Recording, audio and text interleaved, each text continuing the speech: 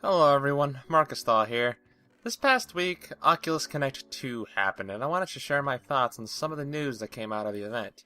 The main things I want to talk about were covered during the main conference this Thursday, so if you want to have a listen, I suggest watching the footage on the Oculus Connect Twitch page.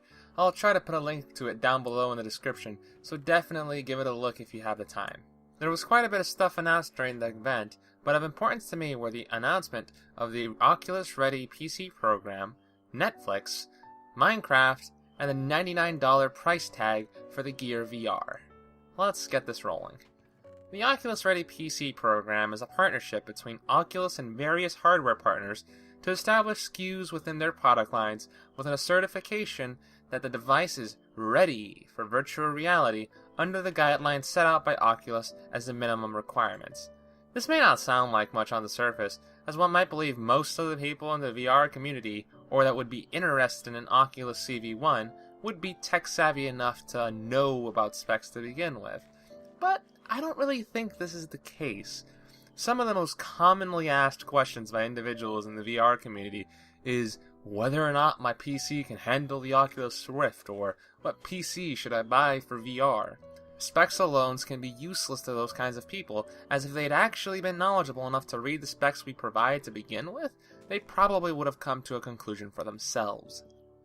Even some tech-literate folks out there can get confused by the difference in power and features between generations. Mercy to those that have no idea at all. I remember trying to buy a laptop for drawing before I was going into the game development, and deciding to buy an i3 laptop because the i3 was better than the Pentium, which was the minimum requirement for the app specifications. I was on a budget and elected to get the best I could get that would be able to run the program. I genuinely felt that going with the i3 was giving me the performance that would be needed to run the power-hungry art software, which listed the Pentium as its minimum. In hindsight, the minimum spec was a Pentium 4 processor. Within this decade of the 2010s, I was worried that a modern laptop would struggle to run software designed to be operable on a Pentium 4 at a little more than 800 MHz. The depth of my ignorance at the time makes me wonder how in the world I even managed to go for the i3. But it serves as a testament to the kinds of thought processes that go through the minds of people without tech knowledge. Next year, when Pascal and Greenland release, I am willing to bet there are going to be people wondering if the GTX 1070 or the R9 490 or whatever they call the processors will be able to run Tuscany at a stable frame rate. This is an issue that faces almost all PC software, but unlike normal software, VR is in its nascent stages, and poor experiences can turn off potential users for the market and actively hurt people. So every step we can take to idiot-proof VR is of the utmost importance. By establishing this demarcation with the manufacturers of pre-built PCs, they can make it easier for consumers who are less tech-savvy to figure out whether or not a computer they'll be purchasing will be able to run VR. Come next year, when the newest GPUs and CPUs release and people want to buy computers for VR, they'll be able to know quickly just by checking the Oculus website and following the Oculus Ready links what the cheapest pre-built computer they can get to run VR will be without having to go hunting for answers. In addition, this program effectively solidifies for VR developers on PC what they should use as the baseline for applications. That is, if they were not keen on taking Lord Carmack's advice on designing for mobile first, then updating for PC. If we think about it, this essentially means VR's minimum line is a GTX 970 and a decent i5 processor. From a development standpoint, that helps to trim out many questions on our target audience. If you're on PC, go big or go home. On mobile, cut those corners because your lunch will depend on it. Really, the only other thing I can think Oculus could do better on this front is the creation of a benchmark tool for users to be able to give their rigs a test to see whether or not their system is up to par. Perhaps next year's lowest end chips, like a 1050 or something, will be able to give the current specs of a 970 a run for their money, but a tech-illiterate consumer can't determine it for themselves using benchmarks and specs, so let the tool give the answer for them. But alas, baby steps, right? On the note of baby steps, if there's one application that marks the worth of a platform, I'd say it's probably Netflix. That may not sound like much since, hey, you can get Netflix on basically anything. But the point being, you can get Netflix on basically anything. If Netflix wasn't on VR basically from the get-go, it would say a lot to people from a value standpoint. This thing is so bad, it can't even get Netflix. If a Nintendo Wii and 3DS can run Netflix, VR platforms better be up to it as well. In addition, Netflix can be a valuable proposition to people who want to find some interesting use for VR in the near term.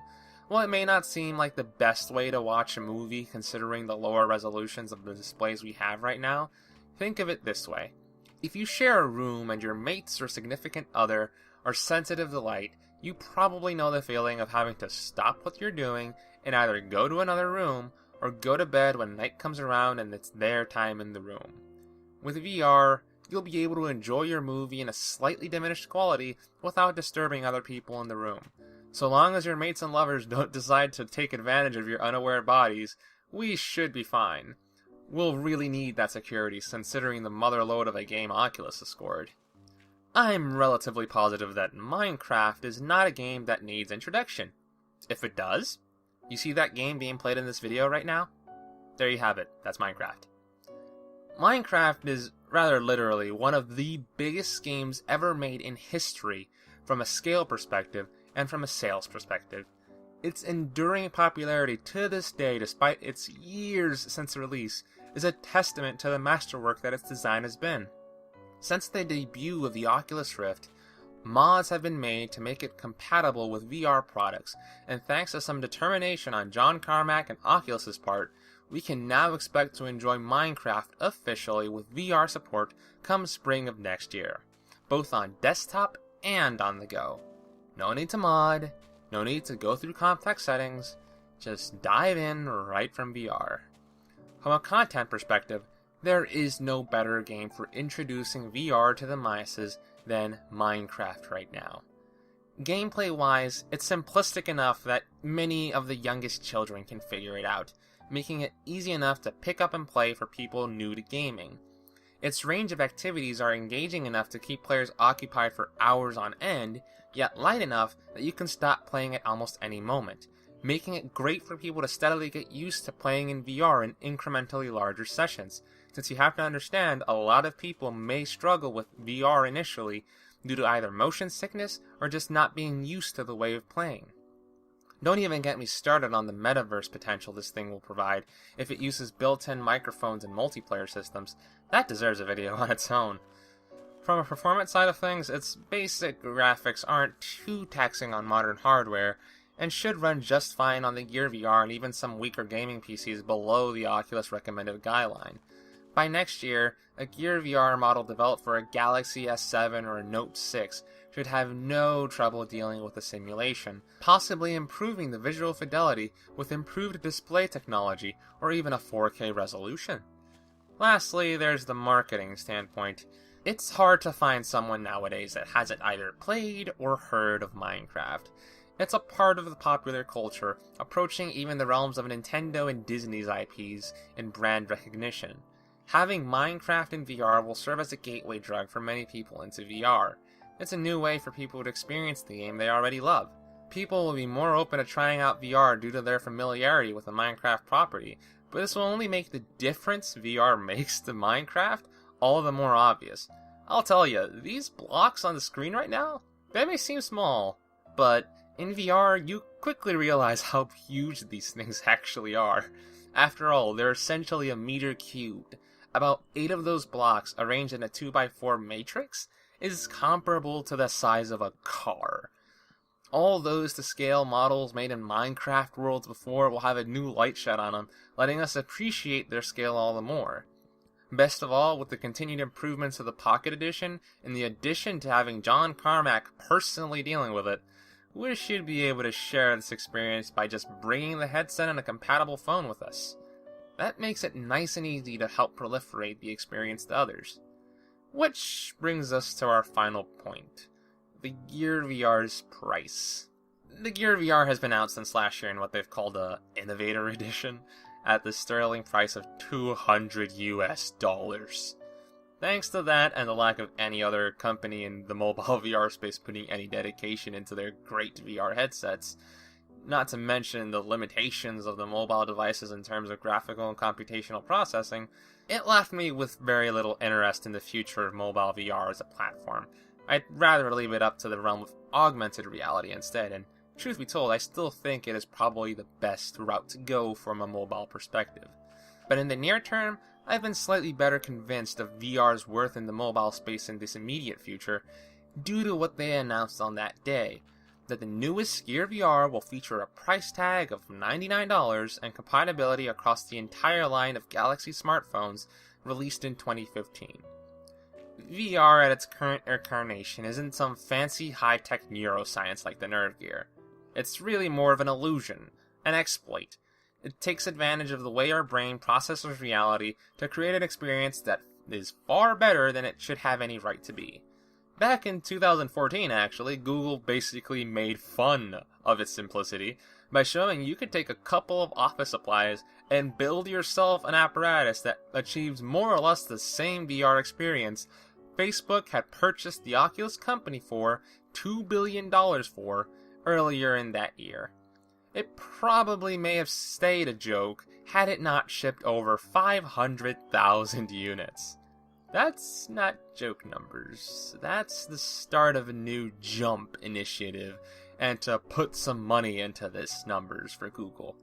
If a joke effort like Cardboard could pull that off, what would a more serious attempt accomplish? With the new pricing, we might actually be able to find out. The Galaxy lines of smartphones that support the Gear VR have sold millions, and this large install base will be vital towards the proliferation of VR in these early days. While I wish Apple would get in on the game as well to have both of the biggest players in the smartphone market in the field, it's best not to look a gift horse in the mouth, and the benefits of the Samsung lines of phones will be huge in the long run. At this point in VR's life, it needs a quick and easy way to just show it to people for them to get it. The only people who haven't been absolutely thrilled with the VR experiences I've demoed on my DK2 have been those who are practically blind without their glasses.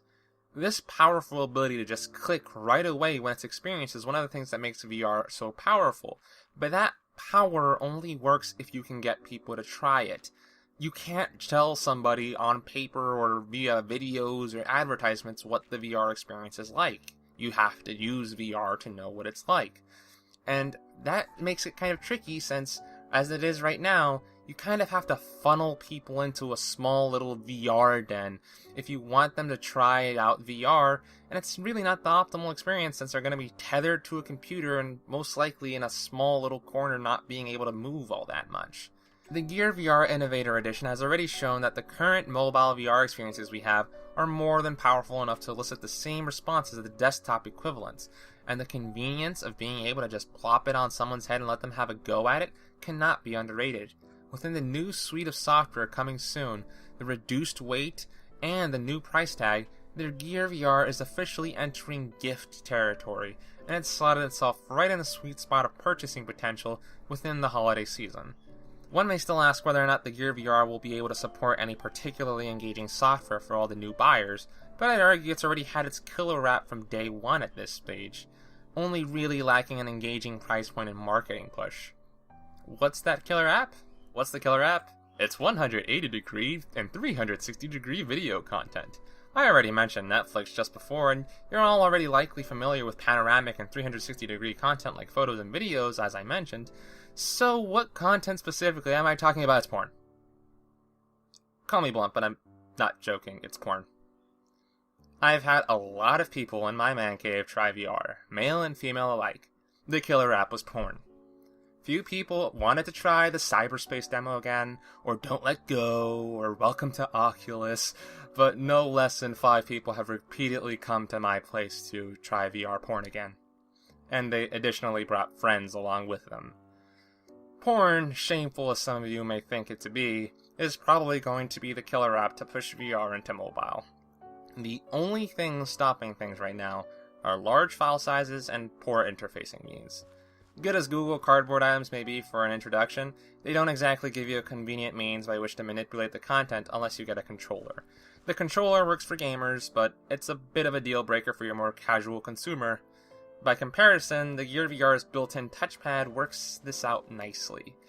Combo this maybe with a decent means to stream the content or download the files and you've got yourself a winner. I must sound like a total pervert right now, and I won't deny that. I mean, I have been working on a VR edoge for the past month now, but I'm just telling you how it is. I tell people about VR all the time, and it's only until I really mention porn that anybody really decides to sit down and watch. Come the release of Minecraft next year, I think the content puzzle should be mostly good for a while, especially if the development picks up more if the sales go high. I mean, for Pete's sakes, the Sony Xperia Z5 Premium already has 4K now in 2015.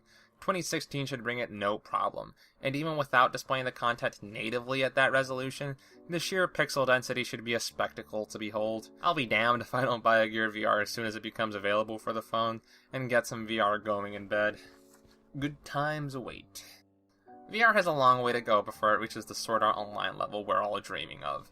But all this stuff in the meantime has its merits, and I've been learning to appreciate those more and more as I've worked on my demo for this past month. There's a lot of fun to be had, and even with a simple gamepad, I'm genuinely excited for the experience that can be had in this coming year and early in the days of this medium as a whole. Let's all just hope that things progress nicely and that these early steps can lead to a more budding industry, whereby the big corporate officials will actually decide to invest money in this stuff without having to be told to by Facebook. Thank you very much for watching this video, everyone. Do remember to rate, comment, share, and subscribe if you enjoyed the video, and to keep up with whatever other content I'll be posting. Do check out the Virtual Dreamers Blogspot website, which will be linked down below in the description, as I tend to update it a lot more often nowadays than I do the channel.